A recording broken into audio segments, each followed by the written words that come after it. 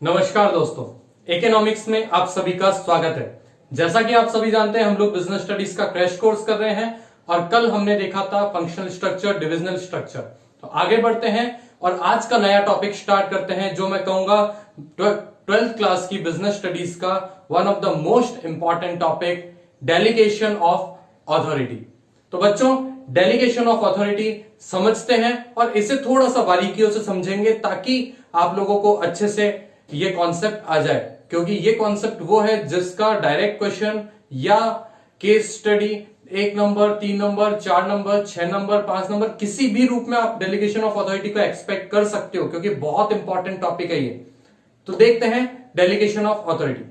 तो बच्चों, delegation of authority समझने से पहले पहले हम समझते हैं अथॉरिटी क्या होता है, जो हम लोग पहले भी पढ़ चुके हैं, इसलिए इसको क्विकली लेता हूं मैं।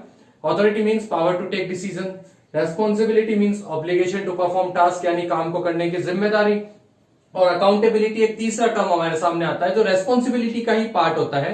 अकाउंटेबिलिटी का मतलब क्या होता है? Answerability for non completion of task. Hindi में बोलूं तो जवाबदारी, अगर काम नहीं हुआ तो कौन जवाबदारी लेगा कि भाई काम क्यों नहीं हुआ, उसी चीज को बोला जाता है अकाउंटेबिलिटी। तो ये तीनों टर्म्स हमें पहले क्लियर होने चाहिए डेलीगेशन ऑफ अथॉरिटी समझने के लिए। तो बच्चों, डेलीगेशन ऑफ अथॉरिटी समझने के लिए पहले एक कहानी समझते हैं। होता क्या है, किसी भी ऑर्गेनाइजेशन में कोई भी मैनेजर हो, उसके बहुत सारे काम होते हैं। भाई प्लानिंग, पॉलिसी मेकिंग का काम है, उसे गाइडेंस देना है, लीडरशिप वाला काम है, उसे सुपरवाइज करना है अपने वर्कर्स को, बहुत सारे अलग अलग टाइप के काम होते हैं, वापस काम को एनालाइज भी करना है।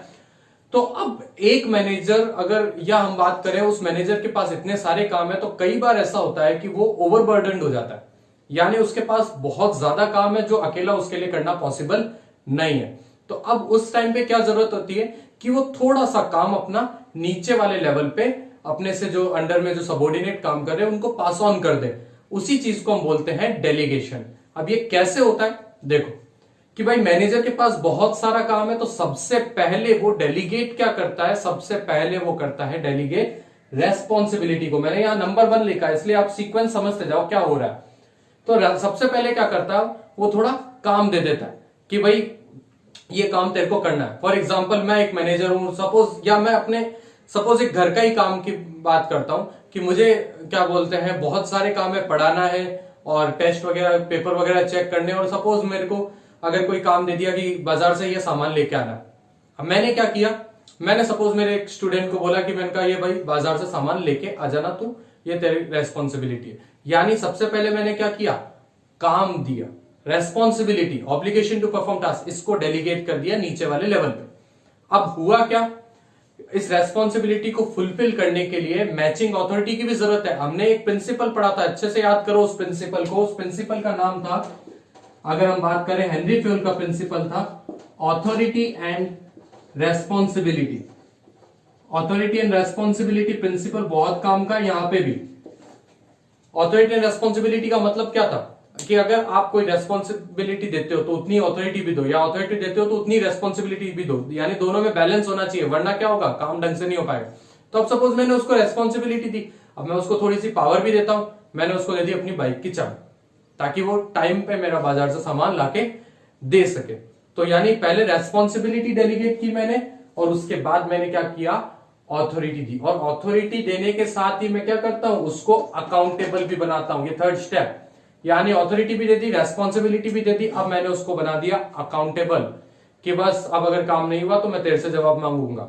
लेकिन यहां पे थोड़ा सा पंगा, वो पंगा क्या है, ऑथोरिटी और रेस्पॉन्सिबिलिटी तो डेलीगेट हो सकती है, but accountability can not be delegated. तो होता क्या है, अकाउंटेबिलिटी डेलीगेट नहीं होती, बट अकाउंटेबिलिटी क्रिएट हो सकती है नीचे वाले लेवल पे। और इस प्रिंसिपल को बोलते हैं हम लोग principal of absoluteness of accountability.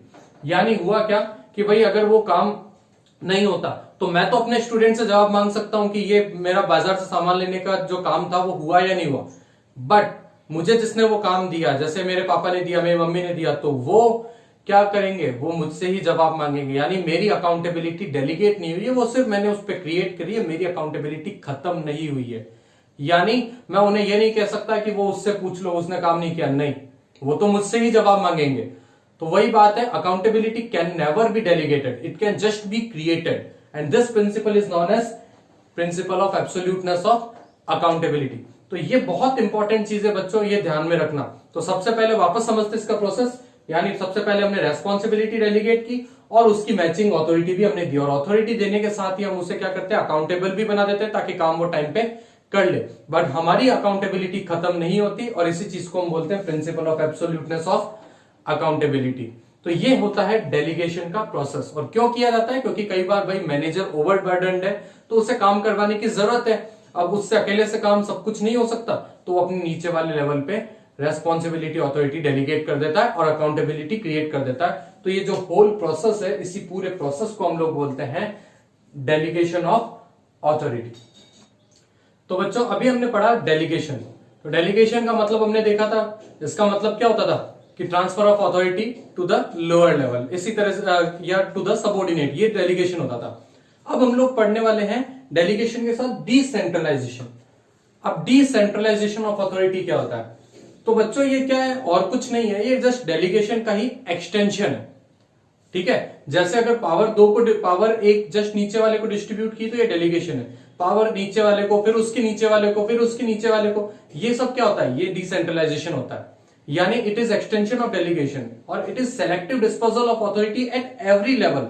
वहां पे सिर्फ एक सबऑर्डिनेट को डेलीगेट करी थी, यहाँ पे क्या करा, it is selective disposal of authority at every level, सारे लेवल तक हमने अथॉरिटी डिस्ट्रीब्यूट करी है। ये चीज होती है डिसेंट्रलाइजेशन। जैसे मैंने यहाँ पे एक डायग्राम बना रखा है, इसे देखिए।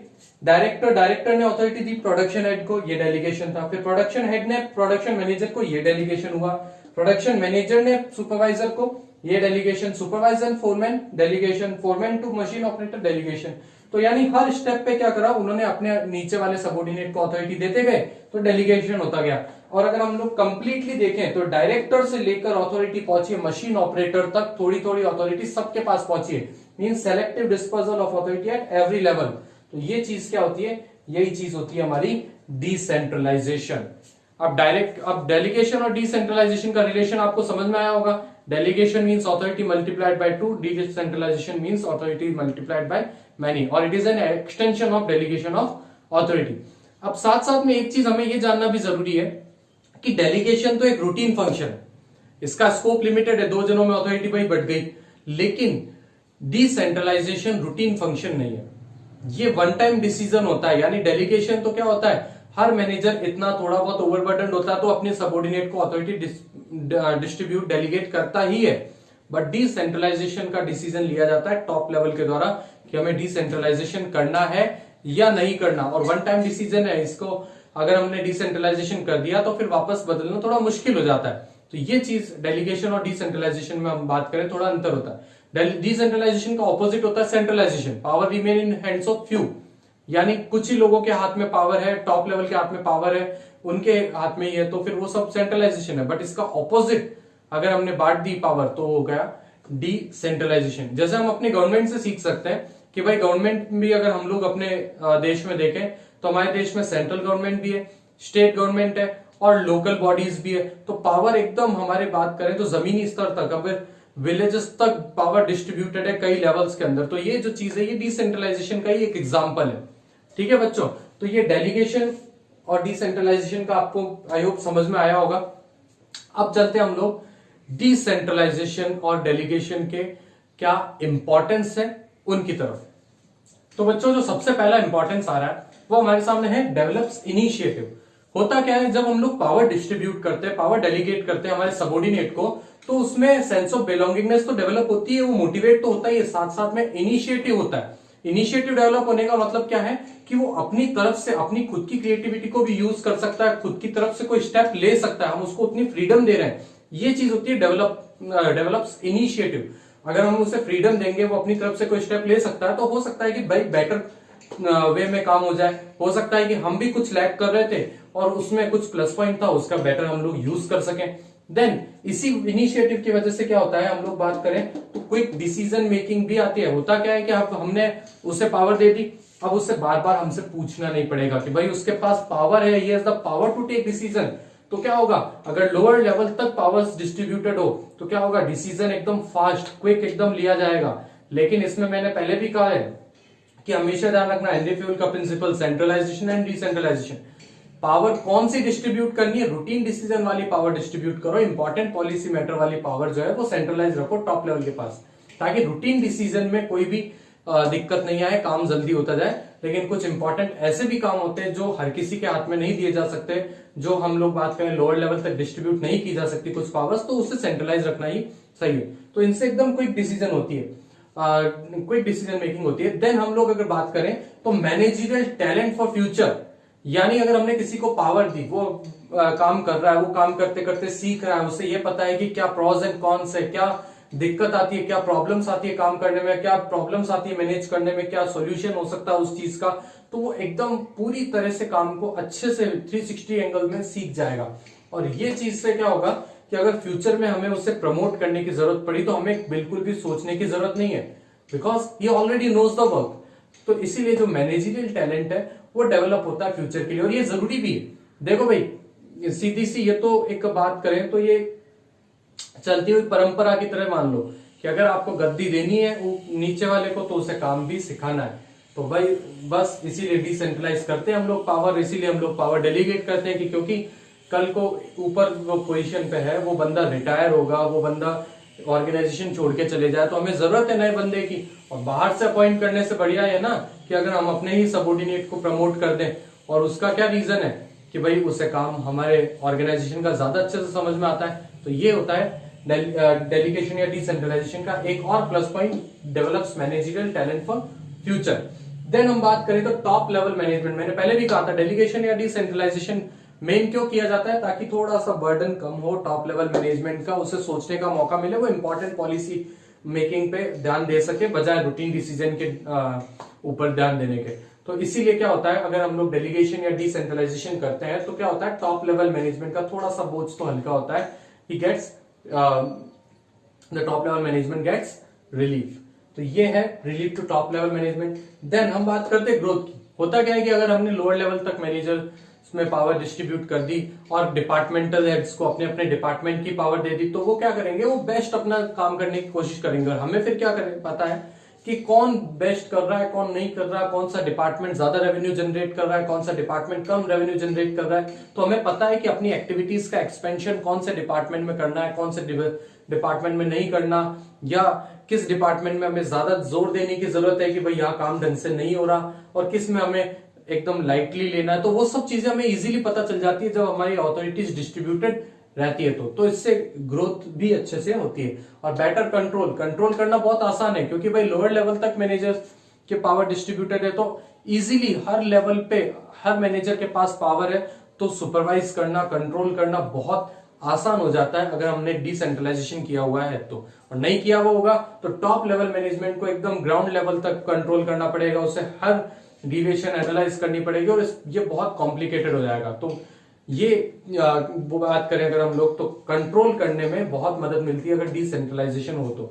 और आज का जो जमाना है बच्चों, आज का जमाना डिसेंट्रलाइजेशन का ही है। आज का जमाना में पहले भी कहता हूं इनिशिएटिव का है, डिसेंट्रलाइजेशन का है, इनफॉर्मल ऑर्गेनाइजेशंस भी डेवलप होते हैं आज, क्योंकि आज हमें जरूरत होती है एकदम टीम वर्क से और काम जल्दी से जल्दी हो, क्योंकि आपको पता है कंपटीशन कितना बढ़ चुका है। अगर तेजी से ग्रोथ करनी है तो हमें क्या करना है, तेजी से डिसीजन भी लेने, तो उसके लिए सेंट्रलाइजेशन वाला टाइम हमारा गया। अब वो उतना काम नहीं आएगा हमारा सेंट्रलाइजेशन, डिसेंट्रलाइजेशन ही काम आएगा, क्योंकि आजकल पढ़े लिखे लोग भी हैं, तो पढ़े लिखे लोगों को मैनेजरियल पोजीशन पे भी रखा, डिसेंट्रलाइज रखी पावर, तो काम जल्दी होता है, हमारी ग्रोथ तेजी से होती है। तो बच्चों ये हमारा टॉपिक था delegation and decentralisation of authority.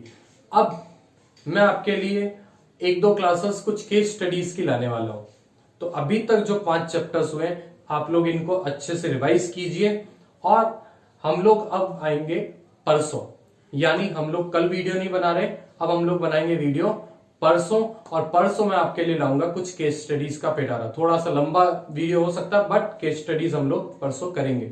तो आप लोगों के पास एक दिन है, आप लोग अच्छे से रिवाइज कर लीजिए अपने टॉपिक को, और हम लोग फिर केस स्टडीज को देखते हैं और उसके बाद आगे वाले जो चैप्टर्स है उनकी तरफ चलते हैं। तो आज का वीडियो कैसा लगा, अगर अच्छा लगा हो तो लाइक कीजिए, कमेंट करके बताइए, और प्लीज चैनल को सब्सक्राइब कीजिए। Thank you.